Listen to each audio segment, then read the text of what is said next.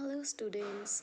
आज है हमारा 15 डेज मैराथन का डे 9 और इस डे 9 के कंप्लीशन के बाद ऑलमोस्ट 70% सिलेबस कंप्लीट।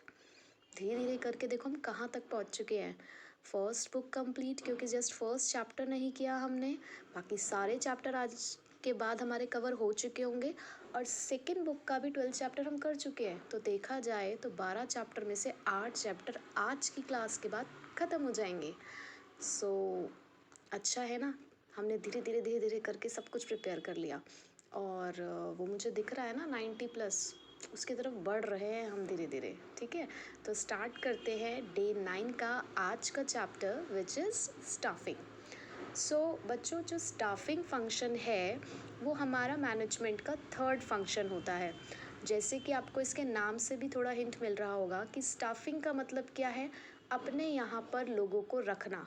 लेकिन जितना आसान ये कहने में है कि अपने यहाँ पर लोगों को रखना, थोड़ा सा डिफ़िकल्ट है इसकी उस प्रोसेस को समझना, क्योंकि इतनी आसानी से स्टाफ को नहीं रखा जाता है जितने आसानी से हम सोच रहे हैं। एक प्रॉपर एक प्रोसेस होता है स्टाफिंग का, सिलेक्शन का, जो हमें यहाँ पर पढ़ना है। इस चैप्टर में आपको बेसिकली 2 प्रोसेसेस पढ़नी होंगी, स्टाफिंग और सिलेक्शन प्रोसेस। ठीक है, और दोनों ही अपने आप में इम्पॉर्टेंट है। मोस्ट ऑफ द टाइम्स ये देखा गया है कि दोनों में से कोई ना कोई एक प्रोसेस तो ज़रूर आई है।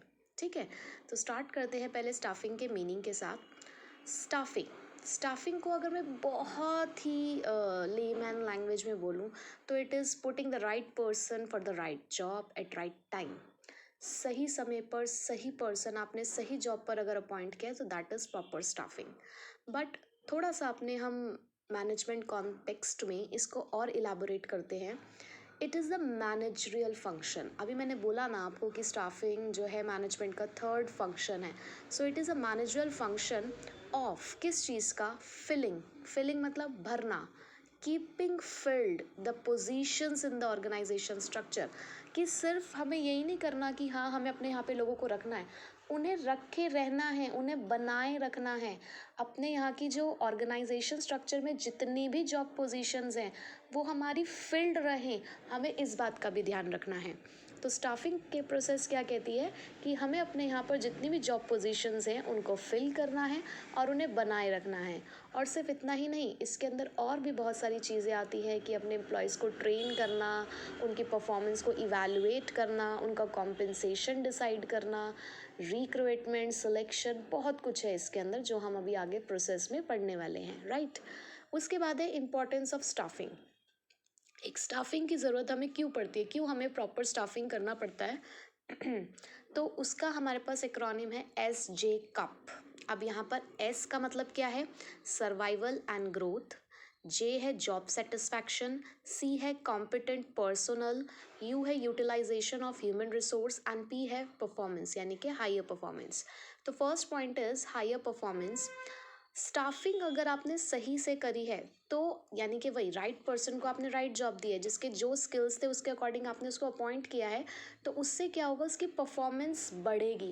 क्योंकि जब हमें जो काम करने के लिए आता है ना, तो हमें पता है ना कि आते हमें क्या काम करना है, कैसे करना है, तो हमारी परफॉर्मेंस हमेशा हाई रहती है। ओके, अब जैसे कि मेरे ये फेवरेट सब्जेक्ट्स है बिजनेस स्टडीज़, अकाउंटेंसी, तो मेरी परफॉर्मेंस हमेशा इसमें हाई रहती है। बट वहीं पे अगर कोई मुझे कह दे कि मैम आपको सोशल साइंस पढ़ाना है, तो ना तो मेरा इंटरेस्ट है उसमें, ना वो लेवल ऑफ नॉलेज है कि मैं उसमें अपना परफॉर्मेंस दे सकूँ, तो मेरी परफॉर्मेंस उसमें लो रहेगी क्योंकि मैं उसको सीखने की कोशिश करूँगी पहले। Second is competent personal. अगर आपने स्टाफिंग प्रोसेस अच्छे से परफॉर्म किया है तो यहाँ पे चांसेस होते हैं कि हमें बहुत ही क्वालिफाइड और कॉम्पिटेंट पर्सनल्स यानी कि एम्प्लॉयज़ मिलने के चांसेस बढ़ जाते हैं। Continuous survival and growth. अगर आपने अच्छे से प्लानिंग की है, मैनेजर्स ने अच्छे से अपने यहाँ पे स्टाफ को रखा है और आपके यहाँ पे जॉब पोजीशंस फिल्ड रहती हैं, सही पर्सन सही जगह पर काम कर रहा है, तो आपके ऑर्गेनाइजेशन के सर्वाइवल और ग्रोथ बना रहता है। Optimum utilisation of resources. Staffing function के अंदर हम टाइम टू टाइम हमारे पास कुछ एनालिसिस होती हैं जो हमें ये बताती हैं कि कहीं हमारा जो ऑर्गेनाइजेशन है वो ओवर स्टाफ तो नहीं है, ज़रूरत से ज़्यादा लोग तो नहीं हैं, कहीं हमारा ऑर्गेनाइजेशन अंडर स्टाफ तो नहीं है, यानी कि जितने हमें चाहिए उससे कम लोग हमारे यहाँ पर काम कर रहे हैं। एट द सेम टाइम क्या हम ऑप्टिमली स्टाफ्ड हैं, यानी कि जितने चाहिए हम उतने ही हैं। तो जो स्टाफिंग फंक्शन है वो ऑप्टिमम यूटिलाइजेशन में हमारी मदद करता है कि ना तो ज़रूरत से ज़्यादा लोग हो हमारे पास, ना ही कम लोग हो, ऑप्टिमली स्टाफ्ड हो हम। Next is job satisfaction. आप अगर टाइम टू टाइम असेसमेंट करते हो, रिवॉर्ड्स देते हो एम्प्लॉयज़ के अपने कंट्रीब्यूशन का, क्योंकि यहाँ पे हम कॉम्पेंसेशन भी डिसाइड करते हैं, तो इससे क्या होता है कि जो एम्प्लॉयज़ हैं उनका मोराल बूस्ट रहता है, वो आगे बढ़ने के लिए काम करते हैं, वो मोटिवेटेड रहते हैं। तो उससे उनका जब जॉब सेटिस्फेक्शन होता है ना, तो परफॉर्मेंस हाई रहती है, प्रोडक्टिविटी हाई रहती है। तो इसीलिए स्टाफिंग फंक्शन अच्छे से परफॉर्म करना ज़रूरी है। ठीक है, तो ये इम्पोर्टेंस, एडवांटेज, मेरिट्स कुछ भी तरीके से अगर पूछे तो आप इसे उसमें लिख सकते हो।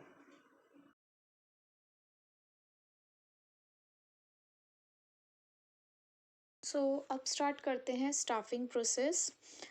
स्टाफिंग प्रोसेस के लिए हम लोगों ने एक्रोनिम पढ़ना है pre T D S P P C. Pre T D S P P C, जहाँ पर पी है प्लेसमेंट एंड ओरिएंटेशन, आर है हमारे लिए रिक्रूटमेंट, ई है estimating manpower requirement, T है training and development, T D एक साथ है ट्रेनिंग एंड डेवलपमेंट के लिए, एस है सिलेक्शन, पहला पी है परफॉर्मेंस अप्रेजल, दूसरा है प्रमोशन एंड कैरियर प्लानिंग, और सी है हमारे लिए कॉम्पेंसेशन। मैं अगेन ये बात रिपीट करना चाहूँगी कि कोई भी प्रोसेस आप किसी भी चैप्टर में पढ़ रहे हो, आपको उसको लाइन वाइज ही लर्न करना है और लिखना भी है। आप एक्रोनिम कुछ भी बनाओ, लेकिन आपको लिखना उसे सीरियल वाइज ही है, राइट। तो वैसे तो टी डी के बाद से लाइन वाइज ही है वो भी, बट स्टार्टिंग के प्री में थोड़ा सा आगे पीछे हो गया है और एक सिलेक्शन आपका उधर है।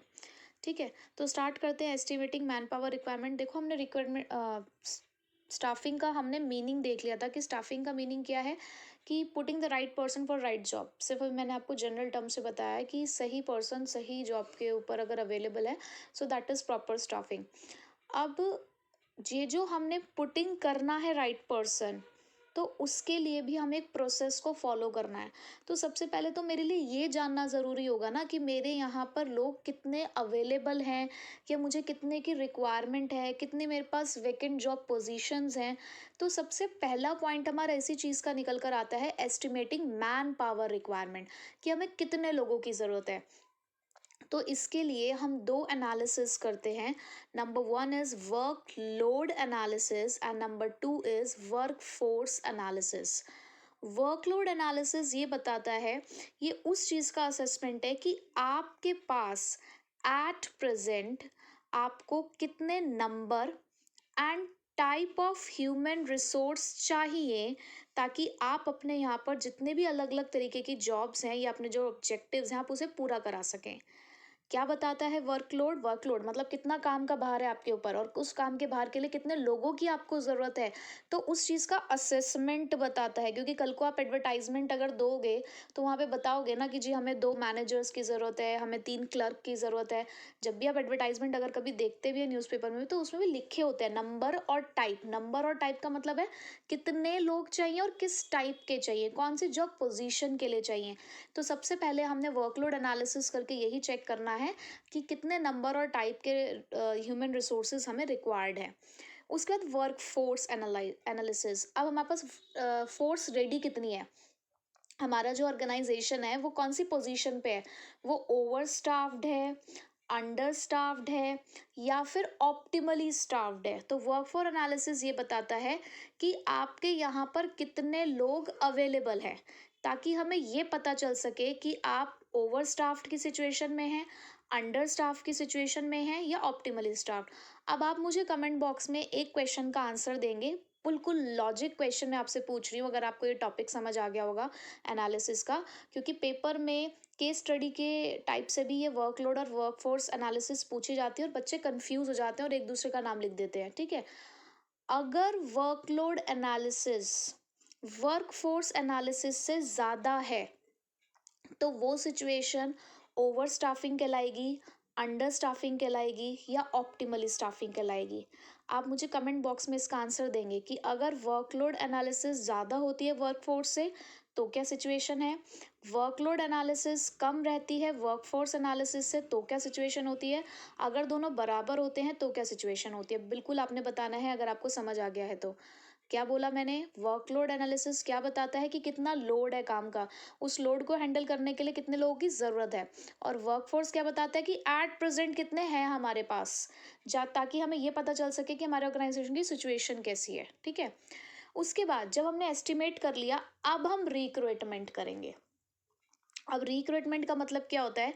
यहाँ पर हम प्रोस्पेक्टिव एम्प्लॉयज़ को सर्च करते हैं, उनको इनवाइट करते हैं कि हमारे यहाँ पर जॉब पोजीशन खाली है। अगर आप अपने आप को सुटेबल कैंडिडेट समझते हो तो आप हमारे यहाँ पर आके अप्लाई कर सकते हो। ये जो आप एडवर्टाइजमेंट देखते हो न्यूज़पेपर के अंदर, ये सारे एडवर्टाइजमेंट रिक्रूटमेंट का पार्ट होते हैं। रिक्रूटमेंट सिर्फ क्या है? हमें किसी को बुलाना है अपने यहाँ पर। ये जो हमने एडवर्टाइजमेंट दी है वहाँ पर लिखा है कि wanted a person for this और दैट पोजीशन, तो ये हमारा रिक्रूटमेंट प्रोसेस के अंदर आता है, राइट। तो दो तरीके के सोर्सेज हम पढ़ेंगे यहाँ पे रिक्रूटमेंट के, इंटरनल और एक्सटर्नल सोर्स। उसके बाद सिलेक्शन। अब देखो हमने जब रिक्रूटमेंट किया होगा, हमने एडवर्टाइजमेंट दी होगी, तो ऐसा तो है नहीं ना कि अगर मैंने लिखा होगा मुझे 2 मैनेजर की ज़रूरत है तो सिर्फ 2 ही एप्लीकेशन आई होंगी मेरे पास, ना जाने कितनी एप्लीकेशन आई होंगी मेरे पास। तो अब सिलेक्शन प्रोसेस में हमें जो हमारे पास वो पूल क्रिएट हुआ होगा ना, बहुत सारी एप्लीकेशंस आई होंगी हमारे पास, तो जो हमारे पास इतने सारी एप्लीकेशंस आई होंगे, इतने सारे लोगों का जो रिस्पॉन्स आया होगा, हमें उसमें से बेस्ट को चूज़ करना है, ठीक है। अब सिलेक्शन करते टाइम हमारे माइंड में 2 ऑब्जेक्टिव होते हैं। पहला तो ये कि जितने भी हमारे पास अवेलेबल है ना, उसमें से हमें बेस्ट मिले। हर कोई यही चाहता है ना कि हमें बेस्ट चूज़ करना है। दूसरा, जो हमने पर्सन सेलेक्ट किया होगा ना, हमें उसकी सेल्फ एस्टीम और प्रेस्टीज को भी इन्हांस करना, मतलब वो भी हमारे यहाँ पर काम करके खुश हो, हमें हमारे यहाँ पे ज्वाइन करके, और उसे सिलेक्ट करके हमें भी पूरी खुशी है, क्योंकि हमें भी ये सेटिस्फैक्शन है कि हमने बेस्ट को सिलेक्ट किया है। पर सिलेक्शन सिर्फ इतना ही नहीं है, सिलेक्शन का एक पूरा अपना खुद का प्रोसेस है जिसे हम अभी आगे फर्दर पढ़ने वाले हैं। Third is placement and orientation.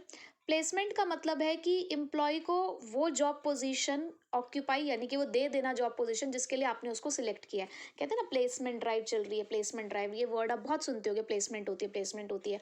तो प्लेसमेंट का मतलब क्या है? प्लेसमेंट का मतलब होता है कि आपने उस बंदे को वो पोजीशन दे दी जिसके लिए आपने उसको यहाँ पर सिलेक्ट किया है, ठीक है।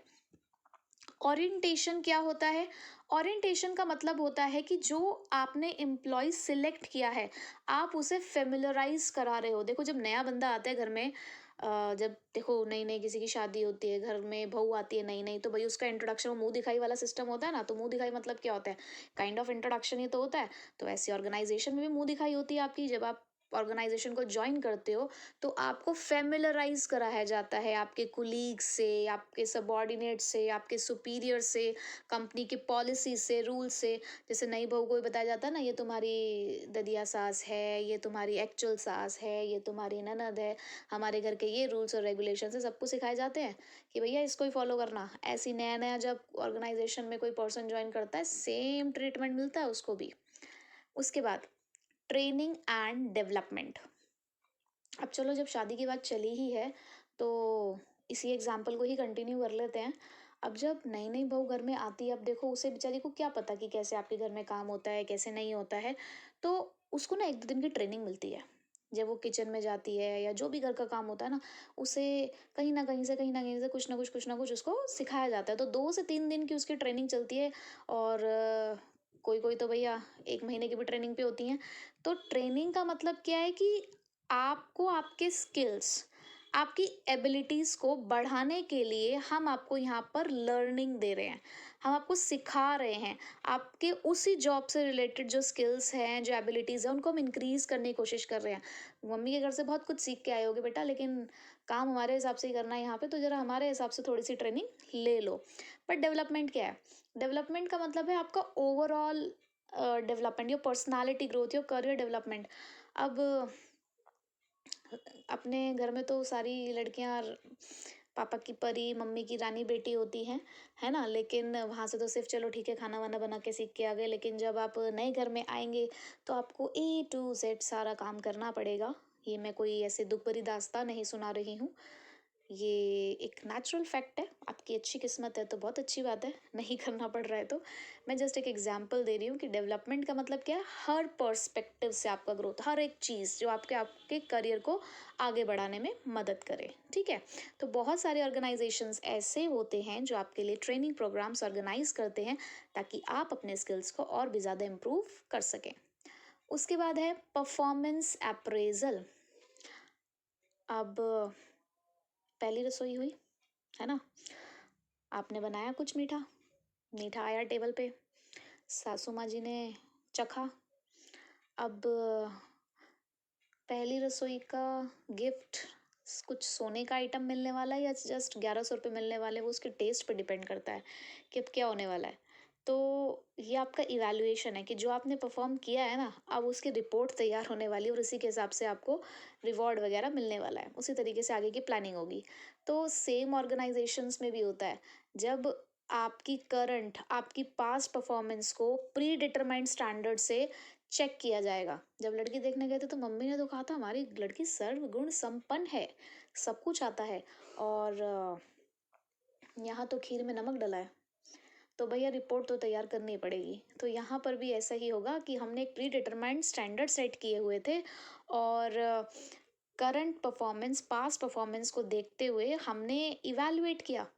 अब आपको मैं एक और एग्जांपल दूँ परफॉर्मेंस अप्रेजल का, तो ये जो आपकी रिपोर्ट कार्ड मिलती है ना स्कूल से, ये भी तो आपकी परफॉर्मेंस अप्रेजल रिपोर्ट है जिसके बेसिस पे घर की धुनाई आपकी लिखी होती है कि आज घर जाके कौन से तरीके का प्रसाद मिलने वाला है। तो यहाँ पर परफॉर्मेंस अप्रेजल रिपोर्ट बिल्कुल वही है कि जो आपने परफॉर्मेंस दी है उसका इवैल्यूएशन है जिसके बेसिस पर होगी आपकी करियर प्लानिंग, जो कि हमारा अगला पॉइंट है। तो अगर आपकी परफॉर्मेंस अप्रेजल रिपोर्ट अच्छी आती है तो आपका प्रमोशन हो सकता है। अगर आपकी अप्रेजल रिपोर्ट सही नहीं आती है तो या तो आपका डिमोशन हो सकता है या आपका टर्मिनेशन हो सकता है। ये टोटली डिपेंड करता है आपकी परफॉर्मेंस अप्रेजल रिपोर्ट पे। लास्ट है हमारे पास इसके अंदर कॉम्पेंसेशन। कॉम्पेंसेशन का मतलब होता है कि जो भी रिवॉर्ड आपको मिल रहा है in return of your services, अब चाहे 1100 मिले, चाहे सोने की अंगूठी मिली या जो भी मिला, वो आपको कॉम्पेंसेशन है। तो ये कॉम्पेंसेशन डायरेक्ट भी हो सकता है जैसे कि वेजेस, सैलरी, इंसेंटिव, कमीशन, या इनडायरेक्ट फॉर्म में भी हो सकता है जैसे कि एम्प्लॉयज़ को वेकेशन पे भेज देना, हो सकता है घूमने के लिए टिकट मिल जाए, या फिर इंश्योरेंस पॉलिसीज़ करा देना। तो इनडायरेक्ट और डायरेक्ट दोनों तरीके से आपको कॉम्पेंसेशन मिल सकता है। तो एक स्टाफिंग प्रोसेस के अंदर हम ये सारा काम करते हैं। मैन पावर कितनी चाहिए, उनको फिर अगर कमी है तो इनवाइट करेंगे, इनवाइट करके उनमें से बेस्ट को सिलेक्ट करेंगे, फिर उनको उनकी जॉब पोजीशन देंगे, ऑर्गेनाइजेशन से मिलवाएंगे, फिर ट्रेनिंग भी देंगे और उनके डेवलपमेंट के लिए प्रोग्राम्स भी ऑर्गेनाइज कराएंगे, फिर उनकी रिपोर्ट तैयार करेंगे। रिपोर्ट के बेसिस पर देखेंगे कि अब इनके साथ क्या करना है, ट्रांसफ़र करना है, डिमोशन करना है, टर्मिनेशन करना है या प्रमोशन करना है, और आपके काम के अकॉर्डिंग ही आपको मिलेगा कॉम्पेंसेशन, ठीक है। तो ये थी हमारी स्टाफिंग प्रोसेस, भूलना नहीं बिल्कुल भी, दोनों में से एक प्रोसेस ज़रूर आ सकती है। स्टार्ट करते हैं अब रिक्रूटमेंट। हमें इसके अंदर रिक्रूटमेंट और सिलेक्शन, ट्रेनिंग और डेवलपमेंट, इन तीन एस्पेक्ट्स को पढ़ना है, ठीक है। हमारे जो स्टाफिंग है, स्टाफिंग के तीन एस्पेक्ट्स हैं, रिक्रूटमेंट, सिलेक्शन और ट्रेनिंग। तो हम वन बाय वन अब इसको स्टडी करेंगे। तो रिक्रूटमेंट की डेफिनेशन तो बिल्कुल सेम है जैसा हमने प्रोसेस में पढ़ लिया, तो दोबारा अलग से उसको पढ़ने की ज़रूरत नहीं है। अब सोर्सेज ऑफ रिक्रूटमेंट, हमारे पास सोर्सेज ऑफ रिक्रूटमेंट दो तरीके के होते हैं, इंटरनल सोर्सेज और एक्सटर्नल सोर्सेज। इंटरनल सोर्सेज वो सोर्सेज हैं, यानी कि अगर मुझे अपने ऑर्गेनाइजेशन में कोई जॉब पोजीशन वैकेंट लग रही है और मुझे उसे फिलअप करना है, तो मैं किसी बाहर वाले बंदे को मैंने नहीं बुलाया ना देखा, मैंने अपने यहाँ पर काम करने वाले लोगों से ही काम चला लिया और उन्हें ही प्लेस कर लिया अपने यहाँ पर। अब इसका मतलब क्या है? पहली बात तो ये, इंटरनल सोर्सेज हमारे पास दो तरीके के हैं, ट्रांसफ़र और प्रमोशन। तो शॉर्ट फॉर्म है टीपी, ठीक है। टीपी 11th क्लास में पढ़ा था ना इकोनॉमिक्स के अंदर, टोटल प्रोडक्ट, तो याद कर लो, TP is your internal source, right. तो अब देखो फॉर एग्जांपल किसी ऑर्गेनाइजेशन में, चलो हम एक स्कूल का ही एग्जांपल ले लेते हैं। किसी एक स्कूल के अंदर वाइस प्रिंसिपल की जो पोस्ट है वो खाली हुई, ठीक है। अब कंपनी के पास दो रास्ते हैं, मतलब ऑर्गेनाइजेशन के पास दो रास्ते हैं स्कूल के पास, कि या तो वो बाहर से एडवर्टाइजमेंट दे और बाहर से कोई एक नया ही टीचर आए जो वाइस प्रिंसिपल की पोस्ट को ऑक्यूपाई करे, या आपके ही स्कूल में आपको दिख रहा है कि कुछ ऐसे एलिजिबल कैंडिडेट्स हैं जिन्हें हम प्रमोट करके इस पोजीशन को फिल कर सकते हैं, है ना। और जिसको आप प्रमोट करके फिल करोगे जिसकी पोजीशन, तो उसकी पोजीशन खाली हो जाएगी, उसके लिए हम रिक्रूटमेंट कर लेंगे। यानी कि जो अपने यहाँ के ही बंदे हैं उन्हीं को प्रमोट करके उन्हीं को चांस देके उस जॉब पोजीशन को फिल किया जा सकता है। या हमारी कोई और ब्रांच भी है हमारे स्कूल की, और उस दूसरी ब्रांच में हमें कोई एलिजिबल कैंडिडेट लग रहा है इस पोजीशन के लिए, तो हमने वहाँ से यहाँ ट्रांसफ़र करा लिया है। तो बाहर से किसी को भी ना बुलाकर जब इंटरनली हमारे पास ही हमारा ह्यूमन रिसोर्स अवेलेबल होता है उस पोजीशन को फिलअप करने के लिए, तो वो इंटरनल सोर्स है। तो इंटरनल सोर्स में पहला हमारे पास ट्रांसफ़र है।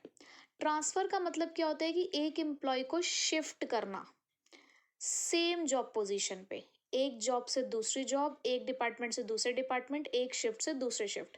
लेकिन ट्रांसफ़र में हमेशा हमें इस बात का ध्यान रखना है कि कोई भी रिस्पॉन्सिबिलिटी स्टेटस में बदलाव नहीं होता है। हमेशा ट्रांसफ़र ना सेम लेवल पे माना जाता है। ये एक बहुत अच्छा सोर्स है। अगर आपका ओवर स्टाफ डिपार्टमेंट है तो आप एक ब्रांच से दूसरी ब्रांच में ट्रांसफ़र कर सकते हो, एक डिपार्टमेंट से दूसरे डिपार्टमेंट में भी ट्रांसफ़र कर सकते हो। ट्रांसफ़र हमेशा हॉरिजॉन्टल मूवमेंट होता है। हॉरिजॉन्टल का मतलब तो अब आप समझते होंगे ना।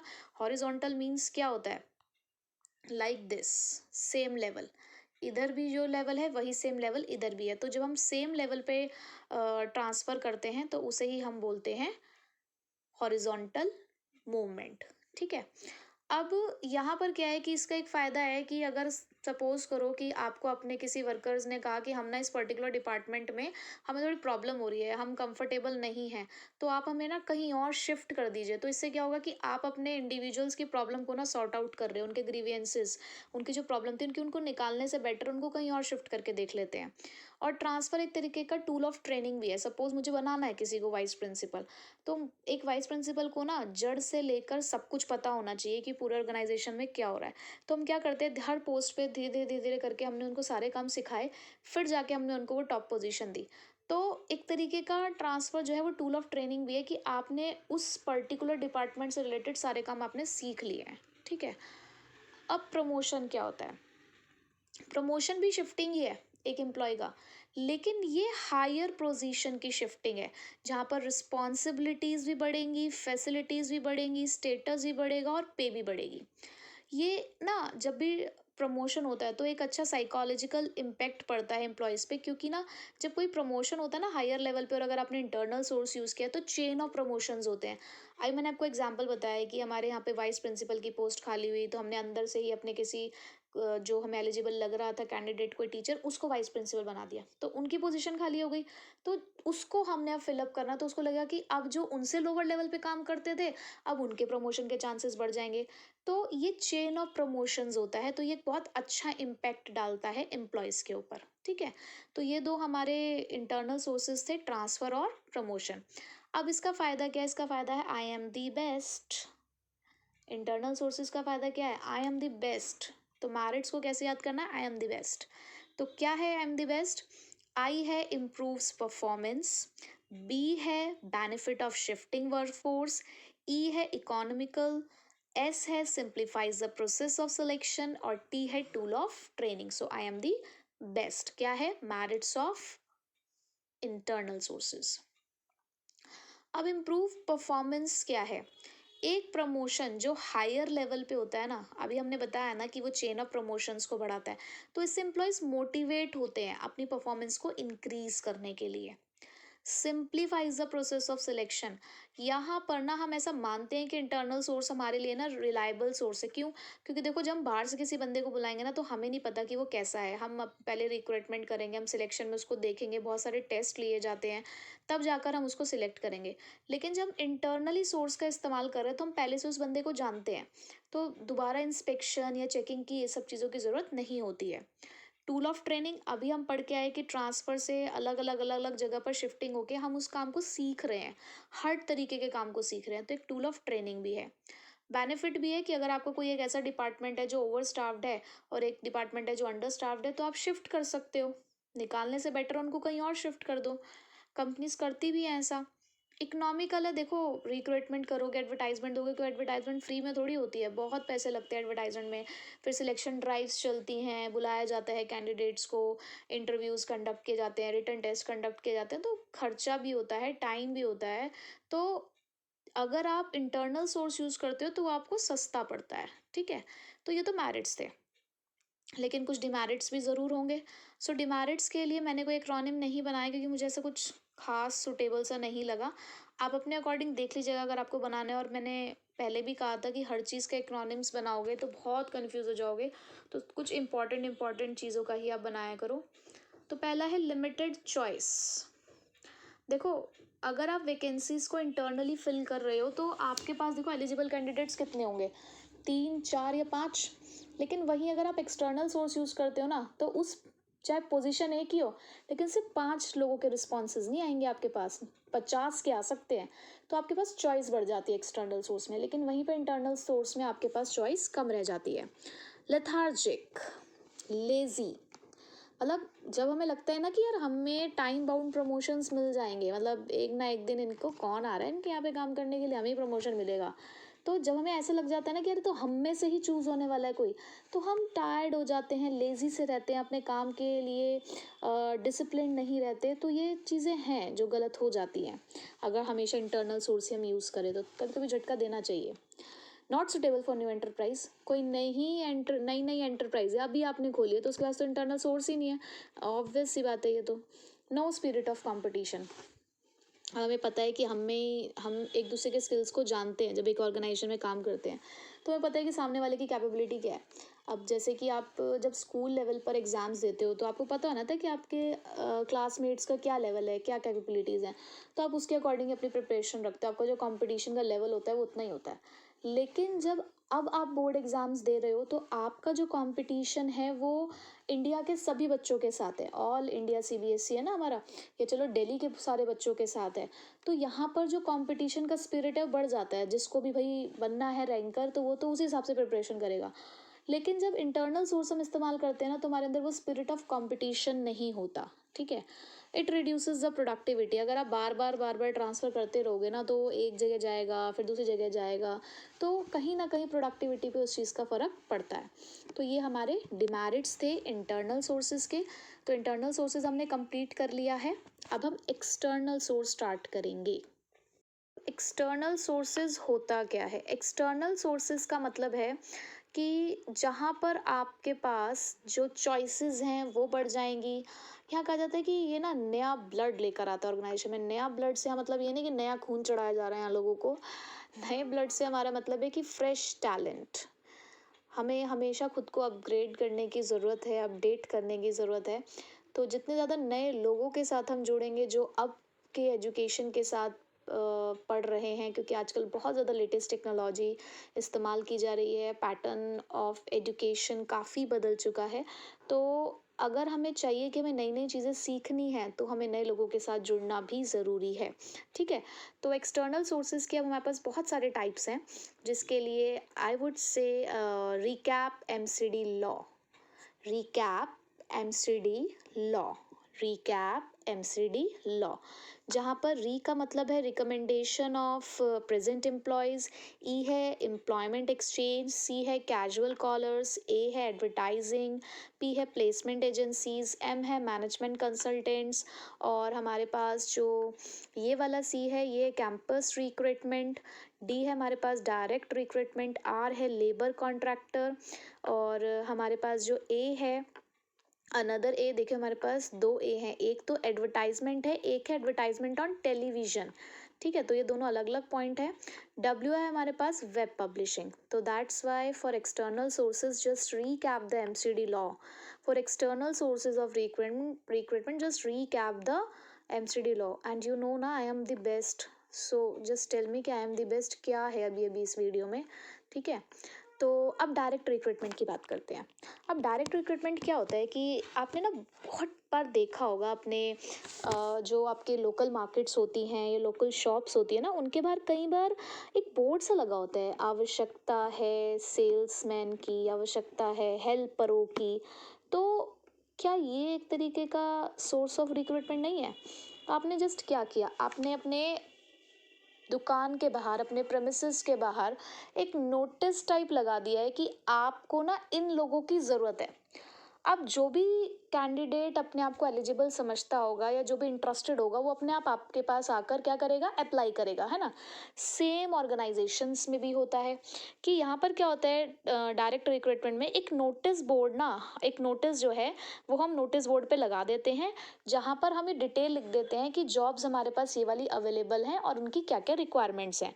तो डायरेक्ट रिक्रूटमेंट जनरली, अब ऐसा देखो, अगर आपको किसी कंपनी का सीईओ ढूंढना होगा, किसी कंपनी का मैनेजिंग डायरेक्टर ढूंढना होगा, तो देखो ऐसे तो उसकी प्लेसमेंट आप नहीं करोगे, ऐसे तो नहीं बुलाओगे ना उसे। तो जनरली जो ऐसे वाला रिक्रूटमेंट ड्राइव चलाते हैं वो अनस्किल्ड या सेमी स्किल्ड जॉब्स के लिए चलाते हैं, और इन्हें कैजुअल या बदली वर्कर्स भी कहा जाता है, ठीक है।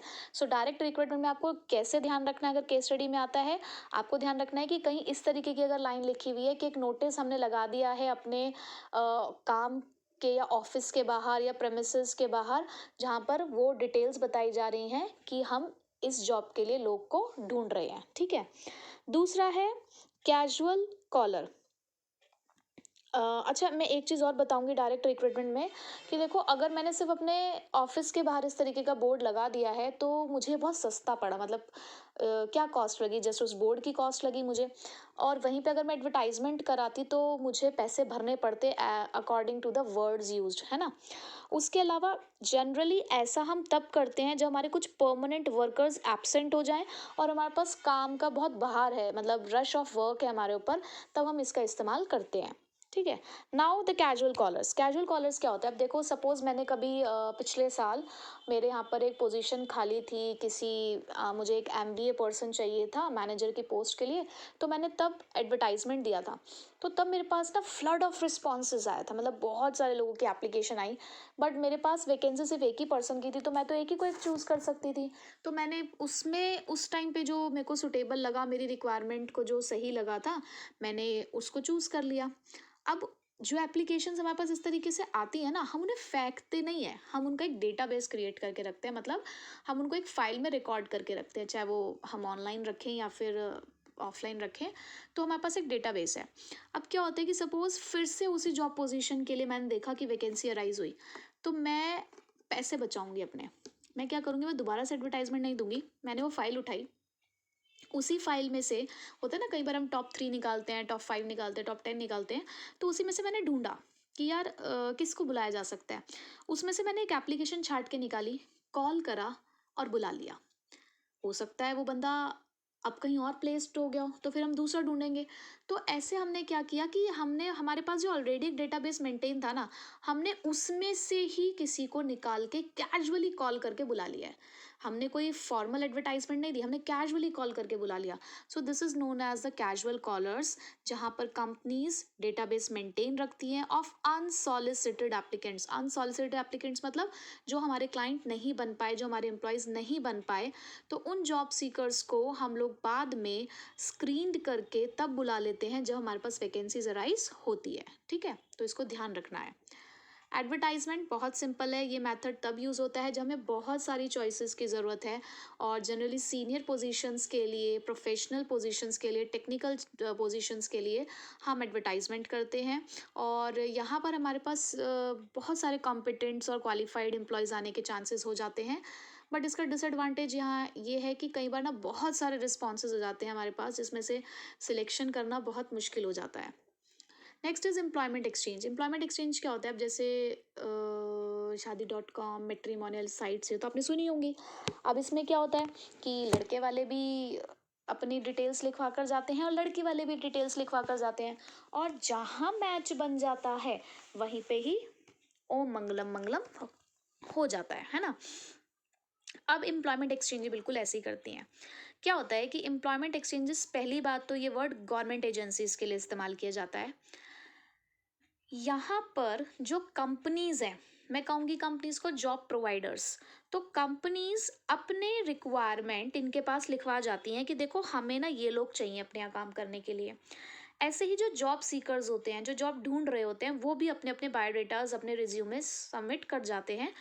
जहाँ इनको मैच दिखता है कि कंपनी क्या मांग रही है और जॉब सीकर क्या प्रोवाइड कर रहा है। जहाँ इन्हें मैच मिल जाता है वहीं पर जो है उस बंदे की जॉब लग जाती है, मतलब ये डिटेल्स आपस में एक्सचेंज हो जाती हैं। तो एम्प्लॉयमेंट एक्सचेंजेस गवर्नमेंट एजेंसीज हैं जो रिक्रूटमेंट करती हैं अनस्किल्ड और स्किल्ड जॉब्स के लिए, जहाँ पर कंपनीज का भी डेटाज होता है और जॉब सीकर्स का भी डेटाज होता है। लेकिन most of the times in exchanges के अंदर जो डेटा प्रोवाइड किया जाता है वो अप टू डेट नहीं होता, तो ये इसकी एक डिसएडवांटेज है। नेक्स्ट है placement agencies and management consultants both means the same thing.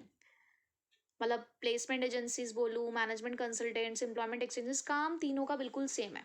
बस आप कह सकते हो कि लेवल और टाइप। जैसे कि एम्प्लॉयमेंट एक्सचेंज आपका गवर्नमेंट है, तो प्लेसमेंट एजेंसीज और मैनेजमेंट कंसल्टेंट हमारा प्राइवेट है। ठीक है, ये प्राइवेट एजेंसीज होती हैं जो नेशन वाइड सर्विस देती हैं यही पर्सनल के डिमांड और सप्लाई के लिए। ये एजेंसीज भी वही डेटास रखती हैं कैंडिडेट्स का, और एजेंसीज फ़ी चार्ज करती हैं अपने इन सर्विसेज के लिए, क्योंकि ये प्राइवेट एजेंसीज है। प्राइवेट एजेंसीज आपको पता है कि फ्री में काम नहीं करती हैं। एम्प्लॉयमेंट एक्सचेंजेस में आपको कोई ऐसा फ़ी नहीं होता है, लेकिन प्लेसमेंट एजेंसीज अपनी सर्विसेज के लिए आपसे पैसे चार्ज करती हैं। मोस्ट ऑफ द टाइम्स क्या होता है कि अगर आपकी जॉब लग गई तो पहले 15 दिन की सैलरी या पहले 1 महीने की सैलरी ये लोग अपने पास रखते हैं। मैनेजमेंट कंसल्टेंट्स जो होते हैं वो रिक्रूट करते हैं टेक्निकल, प्रोफेशनल और मैनेजरल जॉब्स के लिए। देखो प्लेसमेंट एजेंसीज में हर तरीके की जॉब प्रोवाइडेड है, लेकिन मैनेजमेंट कंसल्टेंट सिर्फ अपर लेवल जॉब्स प्रोवाइड कराती है, जैसे कि मिडल और टॉप लेवल एग्जीक्यूटिव्स के लिए। ठीक है, तो ये लोग भी हाई क्वालिफाइड पर्सन जो हैं उनके डेटाज को मेंटेन करती हैं, और जब भी ज़रूरत होती है तो कंपनीज को वो डेटा सेंड करती हैं। उसके बाद आता है कैंपस रिक्रूटमेंट। कैंपस रिक्रूटमेंट का मतलब क्या होता है, जैसे जो बच्चे कॉलेजेस कर रहे होते हैं तो कॉलेज के अंदर ना प्लेसमेंट ड्राइव्स चलाई जाती हैं। जब बच्चे पढ़ रहे होते हैं तो बड़ी बड़ी कंपनीज आती हैं कॉलेज में, बच्चों के इंटरव्यूज़ लेती हैं, बच्चों के जीडीज़ लेती हैं, और उन बच्चों में से ही सिलेक्ट करके ले जाती हैं कि जैसे आपकी पढ़ाई ख़त्म हुई है आपके सामने आपकी जॉब है। तो बहुत सारी यूनिवर्सिटीज़, बहुत सारे कॉलेजेस ऐसे होते हैं जिनका रिलेशन होता है बड़ी बड़ी कंपनीज़ के साथ। तो क्या होता है कि वो लोग अपने यहाँ पर ये ड्राइव्स चलाते रहते हैं, और ये भी एक बहुत अच्छा सोर्स है रिक्रूटमेंट का कि बिल्कुल आपको एकदम एकदम ताज़ा ताज़ा फल मिल रहा है, बिल्कुल फ्रेश टैलेंट कि अभी अभी उस बच्चे ने अपनी पढ़ाई कंप्लीट करी है, सब कुछ उसके दिमाग में होगा और आपने उसको सिलेक्ट करके अपने यहाँ पर ले गए। तो मतलब जो बहुत क्रीम बच्चे होते हैं ना, उनका पढ़ते पढ़ते ही सिलेक्शन हो जाता है, कैंपस रिक्रूटमेंट हो जाता है। Next is recommendation of employees. आप सपोज करो कि आप किसी जगह पर काम करते हो, ठीक है। अब आपको लगा कि एक जॉब पोजीशन खाली हुई है, अब कंपनी का जो बॉस है वो परेशान है कि उसको अपने यहाँ पर किसी को रखना है, और अब वो सोच रहा है कि कोई यार मुझे बिल्कुल ट्रस्ट वर्दी पर्सन चाहिए अपने यहाँ पर।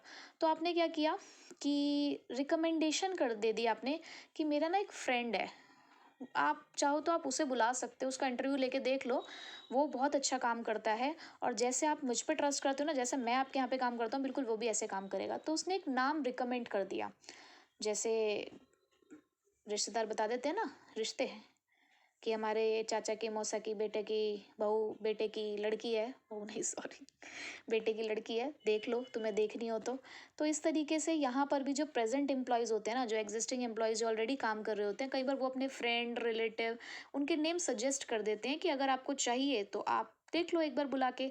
तो इसका फ़ायदा ये होता है कि एक तो एक्सटर्नल हमें कोई खर्चा वर्चा नहीं करना पड़ा, प्लस हम पहले वाले बंदे को जानते हैं, पहले वाले एम्प्लॉय को, तो हम कहीं ना कहीं उसका बैकग्राउंड उससे जज कर सकते हैं। उसके बाद है लेबर कॉन्ट्रैक्टर, ठेकेदार। तो जो लेबर कॉन्ट्रैक्टर होते हैं वो लेबर्स के साथ क्लोज कांटेक्ट मेंटेन करते हैं। आपने देखा होगा ये जो कंस्ट्रक्शन साइट्स होती हैं इसमें हम ठेके पे जैसे काम को देते हैं, तो लेबर हम नहीं बुलाते, वो ठेकेदार ही बुलाता है। लेकिन अगर ठेकेदार के साथ तुम्हारी बातचीत नहीं बनी या उसके साथ कुछ हो गया तो लेबर भी उसके पीछे पीछे चल देती है। तो लेबर कॉन्ट्रैक्टर्स क्या होते हैं, हमें number of unskilled workers provide करा देते हैं at a short notice. But disadvantage यही है कि अगर कॉन्ट्रैक्टर ने तुम्हारी जॉब छोड़ के जाने की सोच ली, मतलब तुम्हारे साथ उसकी बातचीत नहीं बनी, तो लेबर्स भी चली जाएगी और आपको दोबारा से सब कुछ करना पड़ेगा। ठीक है। एडवर्टाइजमेंट ऑन टेलीविज़न, आजकल तो खैर ऐसा नहीं होता, लेकिन पहले जब हमारे ज़माने में कहूँगी मैं कि जब वो आते थे ना, जब ये भाई सेट टॉप बॉक्स वगैरह वाला नहीं था, केबल लगते थे, केबल में भी थोड़ा सा, अब केबल भी बहुत ज़्यादा मॉडर्न हो गया था धीरे धीरे। लेकिन पहले के टाइम पे क्या होता था, केबल वाले चैनल बोला करते थे हम उसे, केबल वाले जो चैनल होते थे ना जिसमें केबल वाला अपनी मर्जी से मूवी चलाता था, तो उसमें नीचे ना एडवर्टाइजमेंट लिखी हुई आती थी कि फलाना ऑर्गेनाइजेशन में इस जॉब के लिए ज़रूरत है, हेल्परों की ज़रूरत है, जैसे हम डायरेक्ट रिक्रूटमेंट में कह रहे हैं ना, वो तो नोटिस रख दिया। ऐसे ही डायरेक्ट रिक्रूटमेंट आप कह सकते हो टेलीविज़न पे भी चलता था, तो वहाँ पर भी जॉब्स जो थी अवेलेबल इस तरीके से वहाँ पे दिखाई जाती थी। तो एडवर्टाइजमेंट ऑफ टेलीविज़न भी एक सोर्स है जहाँ पर जॉब्स की डिटेल दी जाती है, क्वालिटीज़ बताई जाती हैं कि कहाँ है कंपनी, किस चीज़ की ज़रूरत है, ये सब। वेब पब्लिशिंग जो बहुत फेमस है आज के टाइम पे, ये आपका naukri.com, shine.com, indeed.com, ये बहुत सारी ऐसी वेबसाइट है हमारे पास जहाँ पर हम अपने बायोडेटाज रिज्यूमे सबमिट करते हैं, जहाँ पर कंपनीज भी आती हैं, जहाँ मैचिंग होती है। हमारे पास भी ईमेल आता है कि आप चाहें तो जाके इंटरव्यू दे सकते हैं, कॉल्स भी आती हैं। तो बहुत सारी ऐसी वेबसाइट हैं जो इसी पर्पज़ के लिए डिज़ाइन की गई हैं। तो ये टोटल 10 हमारे पास एक्सटर्नल सोर्स ऑफ रिक्रूटमेंट है जिन्हें हमें वन बाय वन अच्छे से पढ़ना है, समझना है, क्योंकि ये केस स्टडी में भी आ सकता है। अब इसके फ़ायदे क्या हैं, मेरिट्स क्या हैं? QWFC simple, qualified personal, wider choice, fresh talent, competitive spirit. देखो, अगर आप एक्सटर्नल सोर्स का इस्तेमाल करते हो तो जैसे हम पढ़ते आए हैं कि हमारे पास बहुत सारी चॉइसेस हो जाती हैं, तो कई बार बहुत क्वालिफाइड और कम्पिटेंट एम्प्लॉयज़ हमें यहाँ पर मिल जाते हैं। सेकंड, वाइडर चॉइस है। जब वैकेंसीज को एडवर्टाइज किया जाता है तो जितने लोगों तक वो एडवर्टाइजमेंट की इन्फॉर्मेशन जाती है, अगर वो एलिजिबल होते हैं तो वो सब अप्लाई करते हैं, तो चॉइसेस बहुत मिल जाती हैं। फ्रेश टैलेंट, ऑब्वियस सी बात है कि हमें नए लोगों की ज़रूरत है, तो अगर आप एक्सटर्नल सोर्स का इस्तेमाल करते हो तो आपको कुछ नया मिलता है, तो फ्रेश टैलेंट आने के चांसेस हैं। और जब बाहर से कोई बंदा आता है ना, तो अंदर वालों के दिल में भी कुछ ना कुछ होने लग जाता है। तो कम्पिटिटिव स्पिरिट आता है, तो जो एग्जिस्टिंग एम्प्लॉयज़ होते हैं ना, वो भी अपनी परफॉर्मेंस को इम्प्रूव करने की कोशिश करते हैं। लिमिटेशन ऑफ एक्सटर्नल सोर्स के लिए याद करना है आपको LCD, क्योंकि अगर आप बाहर वालों को बुला के उनको प्रमोशन दे रहे हो, उनको हायर पोजीशन पे दे रहे हो, पुराने वालों को नहीं पूछ रहे हो, तो एग्जिस्टिंग स्टाफ में डिससेटिस्फैक्शन, फ्रस्ट्रेशन आना तो बनता है, क्योंकि उनको लगेगा कि उनके प्रमोशन के चांसेस को रोक दिया गया है। लेंदी प्रोसेस है, देखो एक्सटर्नल सोर्स पहले बुलाओगे, सिलेक्ट करोगे, देखोगे, टेस्ट लोगे, तो थोड़ा सा लेंदी प्रोसेस है, टाइम लग जाता है, कॉस्टली भी है। टाइम, मनी, एफर्ट्स तीनों के टर्म्स में मैं देखूँ तो, क्योंकि एडवर्टाइजमेंट पे पैसा खर्च करना, एप्लीकेशंस को प्रोसेस करना इतना आसान नहीं होता, तो कॉस्टली भी है, लेंदी भी है, और एग्जिस्टिंग एम्प्लॉयज़ के पॉइंट ऑफ व्यू से मैं देखूँ तो वो डिससेटिस्फाइड होते हैं। ठीक है, तो इसी के साथ एक्सटर्नल सोर्स ख़त्म होता है। थोड़ा सा एक्सटर्नल सोर्स इंटरनल से बड़ा है, लेकिन आई थिंक ईजी है और इंटरेस्टिंग है, तो प्रिपेयर करना है इसको भी। अब हमारी नेक्स्ट प्रोसेस जो हमें इसके अंदर पढ़नी है, और हमारा सेकेंड आस्पेक्ट ऑफ स्टाफिंग है सिलेक्शन। सिलेक्शन की डेफिनेशन बिल्कुल सेम वही है जो हमने स्टाफिंग प्रोसेस में ऑलरेडी पढ़ ली है, कि हमें best out of available choose करना है। ठीक है, तो अब क्या स्टेप्स होते हैं सिलेक्शन प्रोसेस में? इसके लिए एक्रोनिम है JMC प्रेस। JMC प्रेस, जहाँ पर J है जॉब ऑफर, M है मेडिकल एग्जामिनेशन, C है कॉन्ट्रैक्ट ऑफ एम्प्लॉयमेंट, P है प्रीलिमिनरी स्क्रीनिंग, R है हमारे पास reference and background check, E है हमारे पास एम्प्लॉयमेंट इंटरव्यू, S है सिलेक्शन टेस्ट, और दूसरा S है सिलेक्शन डिसीजन। ठीक है, अगेन की प्रोसेस लाइन वाइज ही लिखनी होती है, यानी कि सबसे पहले होती है प्रीलिमिनरी स्क्रीनिंग, फिर सिलेक्शन टेस्ट होते हैं, उनको क्लियर करने के बाद इंटरव्यू होता है, इंटरव्यू के बाद पूछे जाते हैं आपके रेफरेंस एंड बैकग्राउंड्स चेक, और उसके बाद होता है सिलेक्शन डिसीजन। अगर सिलेक्शन डिसीजन हो जाता है तो मेडिकल एग्जामिनेशन होता है, और अगर आप उसको भी क्लियर कर लेते हो तो जॉब ऑफर की जाती है, और उसके बाद बनता है कॉन्ट्रैक्ट ऑफ एम्प्लॉयमेंट। ठीक है, तो प्रीलिमिनरी स्क्रीनिंग क्या होता है? प्रीलिमिनरी स्क्रीनिंग का मतलब है कि देखो, हमने एक एडवर्टाइजमेंट दी न्यूज़पेपर के अंदर, और हमारे पास बहुत सारी एप्लीकेशंस आ गई। सपोज़ मैंने जो वहाँ पर अप्लाई करने के लिए कंडीशंस रखी थी वो ये, कि हमें एक MBA पास आउट एक पर्सन चाहिए with at least 3 years of experience. ठीक है, फ्रेशर्स आर नॉट अलाउड, ये हमारी कंडीशन थी। बट क्या हुआ कि हमारे पास कुछ ऐसी एप्लीकेशंस भी आ गई जहाँ पर कुछ लोग MBA परस्यू कर रहे थे, कोई फ्रेशर्स थे, या 1 ही साल का एक्सपीरियंस था, तो हम प्रीलिमिनरी स्क्रीनिंग में उन्हीं अनक्वालिफाइड और अनफिट जॉब सीकर्स की एप्लीकेशंस को हटा देते हैं, साइड में रख देते हैं, कि अभी हमारे लिए इनकी एलिजिबिलिटी नहीं है, ठीक है। तो प्रीलिमिनरी स्क्रीनिंग में बेसिकली क्या होता है कि जो बहुत सारा कुछ होता है उसको कम में कन्वर्ट कर दिया जाता है, क्योंकि हम बहुत सारे जो हमारे अनसुटेबल एप्लीकेशंस थे उसको हटा देते हैं। उसके बाद उन्हीं एप्लीकेशंस में से लोगों को बुलाया जाता है सिलेक्शन टेस्ट के लिए। सिलेक्शन टेस्ट के अंदर हम लोगों की कैरेक्टरिस्टिक्स को जज करते हैं। हर एक चीज़ को यहाँ पर जज किया जाता है, उनकी पर्सनालिटी से लेकर उनके नॉलेज लेवल, आईक्यू लेवल, सबको। तो जनरली ये जो हमारे पास टेस्ट हैं, ये कुछ 5 तरीके के टेस्ट हैं हमारे पास, जो कर देते हैं किसी की भी पिटाई। ये जो 5 तरीके के टेस्ट है ना, एक तरीके की पिटाई है हमारे लिए। पिटाई कैसे है कि पी है पर्सनालिटी टेस्ट, आई है हमारे पास इंटरेस्ट टेस्ट, टी है हमारे पास ट्रेड टेस्ट, ए है हमारे पास एप्टीट्यूड टेस्ट, और एक और आई है वो है हमारे लिए इंटेलिजेंट टेस्ट। तो इतने टेस्ट देंगे तो होगी ना बिल्कुल पिटाई वाली हालत। तो सिलेक्शन टेस्ट क्या करते हैं? पिटाई। सिलेक्शन टेस्ट क्या करते हैं? पिटाई। तो इंटेलिजेंट टेस्ट क्या कहता है? इंटेलिजेंट टेस्ट यूज़ किया जाता है किसी भी इंडिविजुअल के आईक्यू लेवल को चेक करने के लिए। ये एक तरीके का इंडिकेटर है जो किसी भी पर्सन की लर्निंग एबिलिटी को बताता है कि आप डिसीजन कैसे ले सकते हो, जजमेंट्स कैसे लोगे। तो आपके आईक्यू लेवल को यहाँ पे टेस्ट किया जाता है। आजकल हम लोग देखते हैं कि जितने भी कॉम्पिटिटिव एग्जाम्स है उसमें लॉजिकल रीजनिंग वगैरह इस तरीके के आपसे क्वेश्चंस पूछे जाते हैं। तो कहीं ना कहीं ये जो टेस्ट होते हैं ये इसी तरीके से डिज़ाइन किए जाते हैं ताकि आपके आईक्यू लेवल को भी चेक किया जा सके, आपके इंटरेस्ट को भी चेक किया जा सके उस पर्टिकुलर फील्ड में, आपकी नॉलेज कितनी है उस फील्ड में, उन सभी चीज़ को जज किया जाता है। उसके बाद आता है aptitude test. Aptitude test check करता है your potential of learning new skills.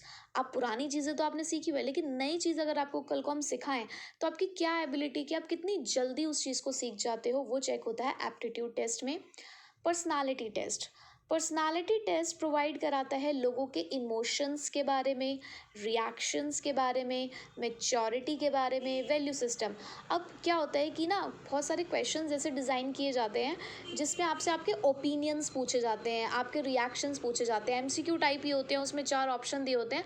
तो जो ऑप्शन आप चूज़ करते हो ना उसके बेसिस पे डिसाइड किया जाता है कि आपका क्या इमोशन रहेगा उस पर्टिकुलर प्रॉब्लम में, उस सिचुएशन के अंदर।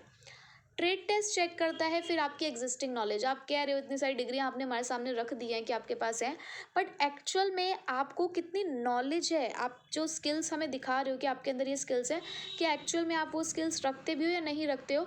तो आपका एरिया ऑफ प्रोफेशन हम चेक करते हैं, एरिया प्रोफिशिएंसी हम यहाँ पर चेक करते हैं, नॉलेज चेक करते हैं आपकी, कि आपके उस स्किल्स के रिगार्डिंग कितनी नॉलेज है।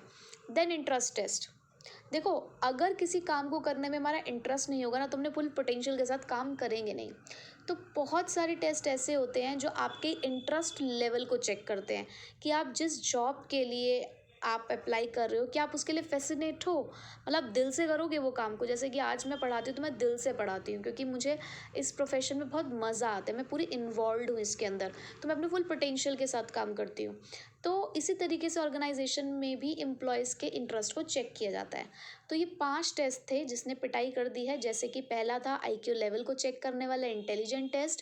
एप्टीट्यूड टेस्ट चेक करता है your potential of learning new skills. आपका पर्सनालिटी टेस्ट आपके इमोशंस, रिएक्शंस, वैल्यू सिस्टम को चेक करता है। ट्रेड टेस्ट आपकी एग्जिस्टिंग नॉलेज को चेक करता है। इंटरेस्ट टेस्ट आपको कितना इंटरेस्ट है उस पर्टिकुलर जॉब में उसको टेस्ट करता है।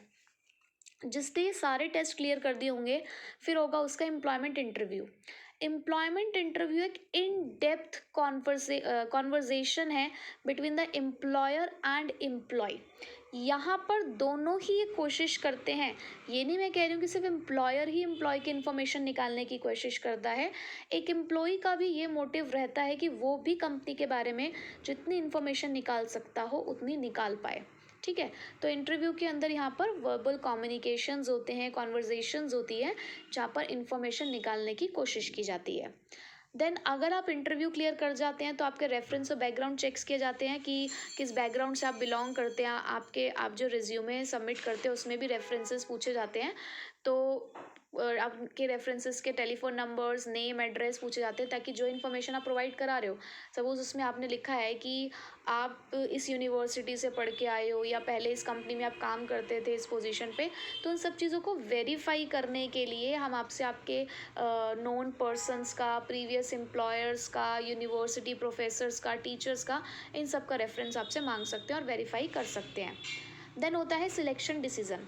ये फाइनल डिसीज़न यहाँ पर लिया जाता है। यहाँ पर लिया जाता है कि जो भी आपके एम्प्लॉयज़ थे जिन्होंने टेस्ट क्लियर किया होगा, इंटरव्यूज़ क्लियर करे, रेफरेंस चेक्स क्लियर किया, तो अब मैनेजर क्या करता है, अपना फाइनल डिसीज़न ले लेता है और उसी यही डिसीज़न के लिए वो रिस्पॉन्सिबल होता है, क्योंकि उस एम्प्लॉय की परफॉर्मेंस के लिए रिस्पॉन्सिबिलिटी उसी की है, क्योंकि उसी ने यहाँ पर आकर सिलेक्शन डिसीज़न लिया है।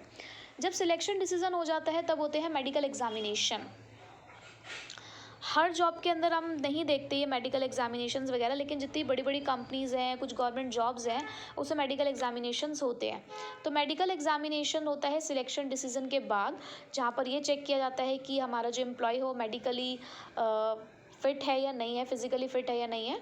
तो जिस भी एम्प्लॉय की रिपोर्ट फिट डिक्लेयर हो जाती है मेडिकल एग्जामिनेशन के बाद, उसको हम आगे फर्दर स्टेप की तरफ लेकर चलते हैं, जो कि है हमारा job offer.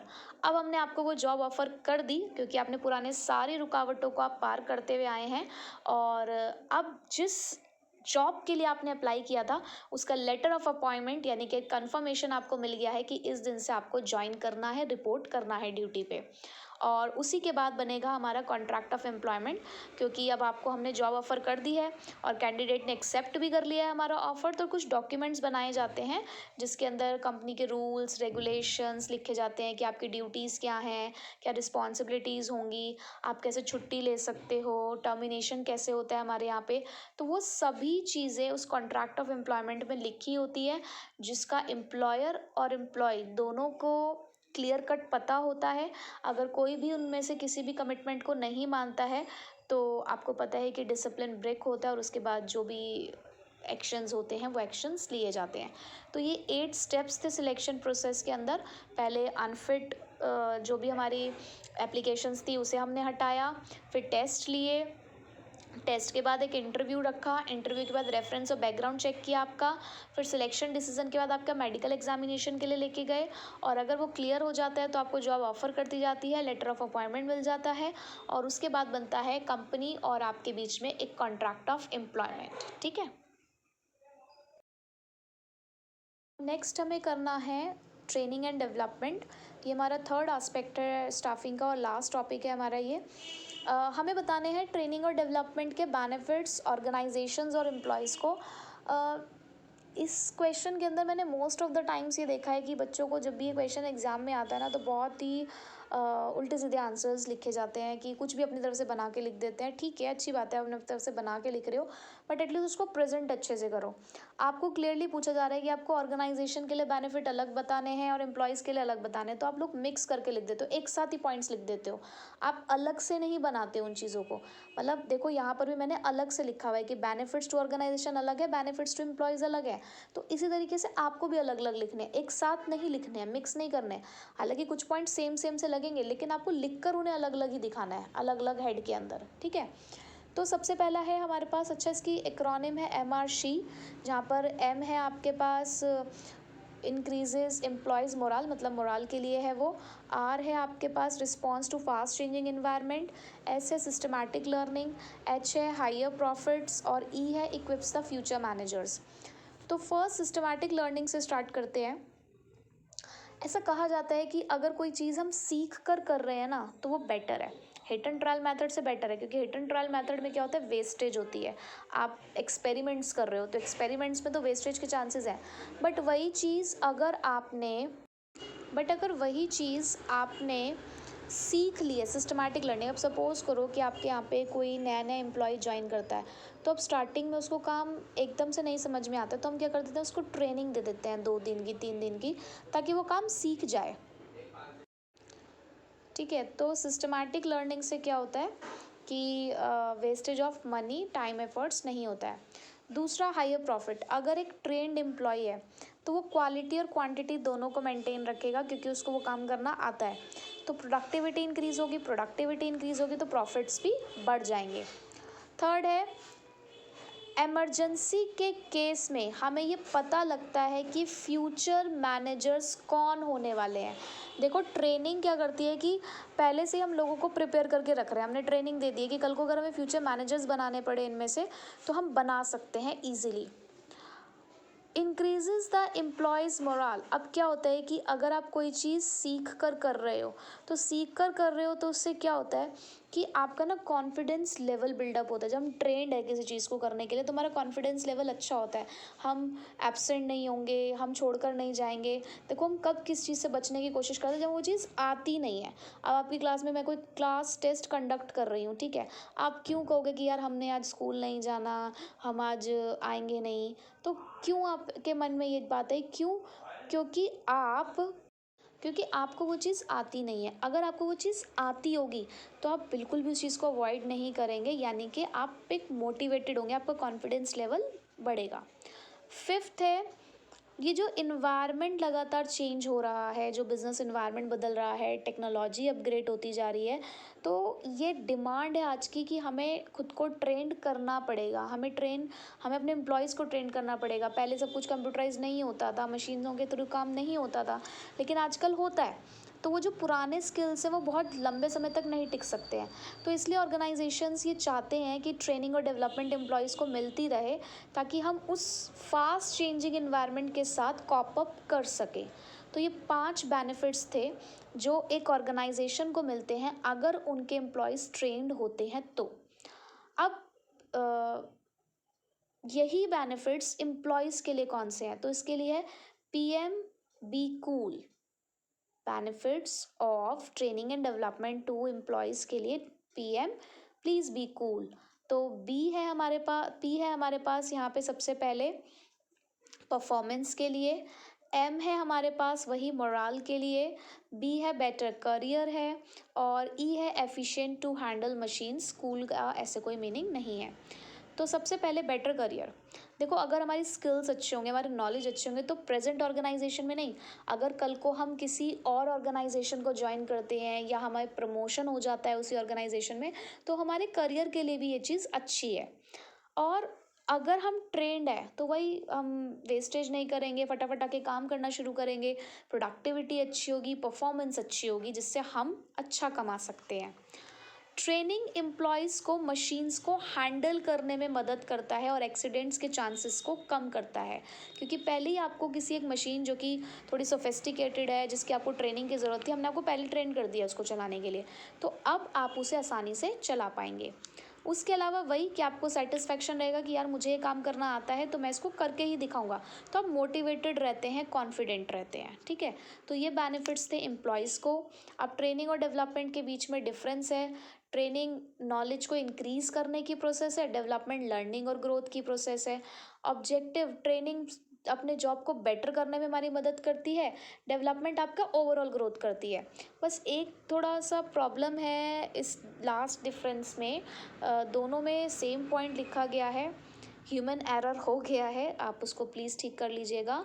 Training job oriented process है, करेक्ट है, ट्रेनिंग आपको एक पर्टिकुलर जॉब से रिलेटेड स्किल्स देती है, but development career oriented process, आपके करियर को इम्प्रूव करता है आपका डेवलपमेंटल प्रोसेस, जो कि एक नेवर एंडिंग प्रोसेस है, कंटिन्यूस है।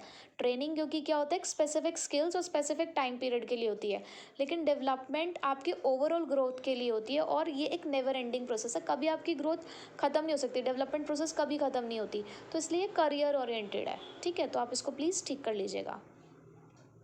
नेक्स्ट है ट्रेनिंग के अंदर ही ट्रेनिंग मैथड्स। हमारे पास 2 तरीके के ट्रेनिंग मेथड्स हैं यहाँ पर, ऑन द जॉब और of the job. On the job method का मतलब होता है कि जहाँ पर हम आपको आपके काम की जगह पर ही ट्रेनिंग दे रहे हैं, this is learning while doing, आप काम कर भी रहे हैं और सीख भी रहे हैं। But of the job training क्या होता है कि आपको आपकी जॉब प्लेस से हटकर, वर्क प्लेस से हटकर आपको सिखाया जा रहा है, it is learning before doing, करने से पहले सिखाया जा रहा है। तो अब देखो ज़रा थोड़ा सा आपको इसके अंदर पता चलेगा जब अब मैं मेथड एक्सप्लेन करूँगी। मेथड्स तो बहुत सारे हैं लेकिन आपको सिर्फ 4 ही करने हैं, ठीक है। So for that you have to call me that I am very intelligent. Again this training methods are telling that I am very intelligent. तो इसका एक्रोनिम यही है, आई एम वेरी इंटेलिजेंट। जैसे कि मैं एक जगह पे थी ना, रिस्पॉन्सिबल जीनियस, याद आ रहा है कुछ रिस्पॉन्सिबल जीनियस से? तो कमेंट बॉक्स में लिखना कि क्या याद आया है, ठीक है। सो आई एम वेरी इंटेलिजेंट के अंदर और I am the best also, वो भी लिखना है। तो आई का मतलब है यहाँ पे इंटर्नशिप ट्रेनिंग, ए है अप्रेंटिसशिप प्रोग्राम, वी है वेस्टिबल ट्रेनिंग और आई है हमारे पास इंडक्शन ट्रेनिंग। तो क्या होता है ये अप्रेंटिसशिप प्रोग्राम? सबसे पहले आपने देखा होगा कि कई बार क्या होता है ना कि हमने अपने यहाँ पे कोई इलेक्ट्रिशियन बुलवाया या प्लम्बर बुलवाया, तो वो क्या करते हैं अपने साथ में ना किसी को लेकर आते हैं, मतलब जो उनकी हेल्पर टाइप होता है, जैसे हम कहते हैं ना छोटू को लेकर आते हैं। तो वो जो छोटू होता है ना वो एक्चुअल में काम नहीं करता, मतलब वो आप उसकी जस्ट हेल्प कर रहा होता है, असिस्टेंट दे रहा होता है। वो ना ऑब्जर्व कर रहा होता है अपने मास्टर को कि वो क्या कर रहा है, वो धीरे धीरे सीख रहा है। और ऐसा नहीं कि उस छोटू को कुछ मिलता नहीं होगा। जो आप पेमेंट करते हो उसमें तो थोड़ा पार्ट छोटू को मिलता होगा और बाकी का पार्ट जो मेन बंदा आपका काम करके गया ना, प्लम्बर और इलेक्ट्रिशियन, मेन उसको मिलता है। तो मतलब क्या है कि यहाँ पर एक बंदा, ट्रेनर और ट्रेनी दोनों साथ में चल रहे हैं और जो ट्रेनी है ना वो देख रहा है कि मेरा जो बॉस है, मेरा जो ट्रेनर है वो क्या कर रहा है, ऑब्जर्व कर रहा है, ठीक है। तो अप्रेंटिसशिप प्रोग्राम बिल्कुल यही है। सो क्या होता है इसके अंदर जो ट्रेनी होता है वो मास्टर वर्कर की गाइडेंस में काम करता है, ठीक है। जैसे कि प्लम्बर, इलेक्ट्रिशियन, वर्कर्स, मैंने आपको एग्जांपल बता ही दिया। यहाँ पर जो आपका ट्रेनी होता है ना वो एक एक्सपीरियंस्ड गाइडेंस के अंदर रहता है, मतलब जो मास्टर है उसको वो सारा काम करना आता है। जो इलेक्ट्रिशियन है देखो मेन काम वही कर रहा होता है, वो जब उसको कहता है कि देखो ये पेज खोल दो या ये पर्टिकुलर मुझे टूल पकड़ा दो, तो वो बहुत ही ध्यान से उसको ऑब्जर्व कर रहा होता है। और जनरली ये जो टाइम पीरियड होता है, ये टाइम पीरियड आपका 3 से 5 साल तक का भी हो सकता है। और जो अप्रेंटिसशिप प्रोग्राम्स होते हैं वो सेमी स्किल्ड और स्किल्ड जॉब्स के लिए हो सकते हैं, ठीक है। उसके बाद दूसरा आता है इंटर्नशिप ट्रेनिंग। आपने सुना होगा कि हम इंटर्न्स हैं, कहते हैं ना, जैसे आप मैनेजमेंट कोर्स करते हो तो वहाँ पे आप इंटर्न्स बनते हो, इंटर्नशिप होती है आपकी। एमबीबीएस का कोर्स होता है उसमें भी इंटर्नशिप्स होती हैं। सीए में हमारे आर्टिकलशिप होती है। तो ये इंटर्नशिप क्या होता है? ये जॉइंट प्रोग्राम होता है ट्रेनिंग का, एजुकेशनल इंस्टीट्यूशन और बिजनेस फर्म्स और कंपनीज के बीच का। जो सिलेक्टेड कैंडिडेट्स होते हैं उनको रेगुलर स्टडीज़ के लिए मतलब एक टाइम पीरियड मिलता है।